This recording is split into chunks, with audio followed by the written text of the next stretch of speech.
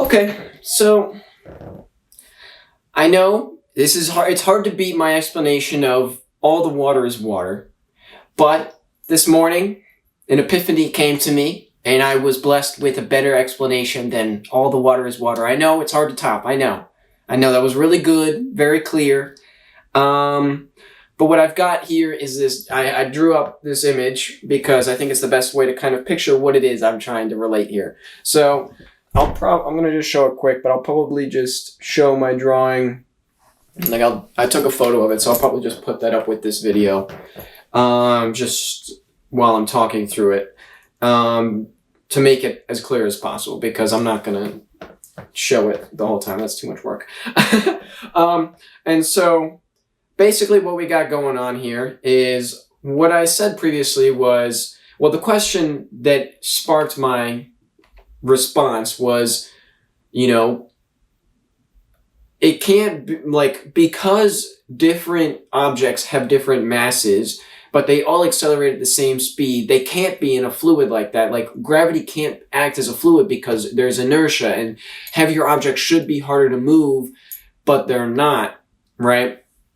And so my theory doesn't work because of that, or something along those lines. And so it got me thinking about it, and I was like, does this break my theory? And the answer I came to was no, because it's a misconception on our part, and so what I came up with is basically all the water is water. It's not that the two objects, they have different masses, right? But they're both actually just water, right? So their mass is irrelevant.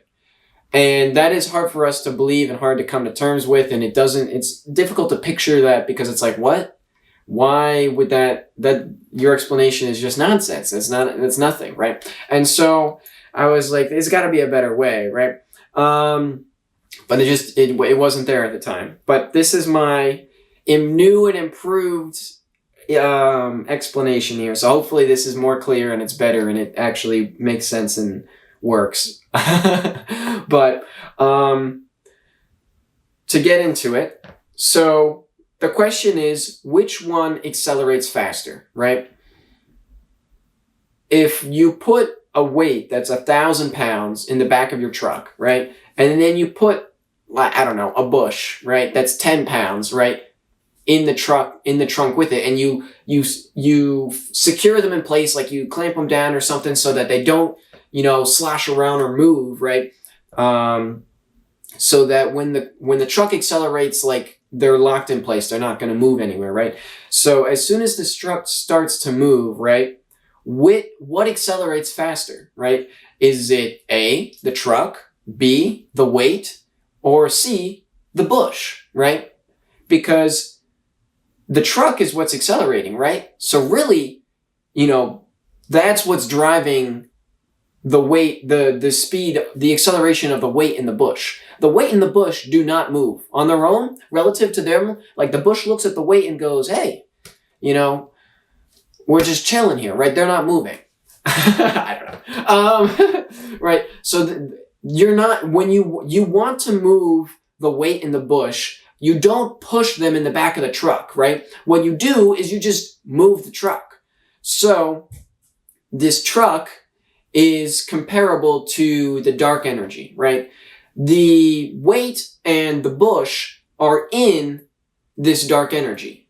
They are not surrounded by it. They are just in it. They're locked into place. They're held within it. They're not actually moving. What's moving is all the dark energy around them. And because all the dark energy around them is moving, they move with the dark energy, right? So it actually does not matter what their mass is, because their speed is not dependent on them. Their speed is dependent on the dark energy, because they're not moving. They're stationary. It's the dark energy is what's moving here. And so, because the dark energy is what's moving, they move with the dark energy. And they get kind of stuck in place, and they just kind of flow along with the whole thing. So really, to answer the question is that they all accelerate at the same rate, right? whatever speed the truck is moving at, that's the speed that the weight and the bush are also moving at, because it's all together. They're all one thing. As I said, all the water is water, right? It doesn't actually matter what the matter is, because it's all within dark energy, and the dark energy is the container that it's within. So as long as you're moving the dark energy, you're moving everything within it. And so that is why gravity pulls at constant rates, and that's why, regardless of mass, it all falls at the same speed.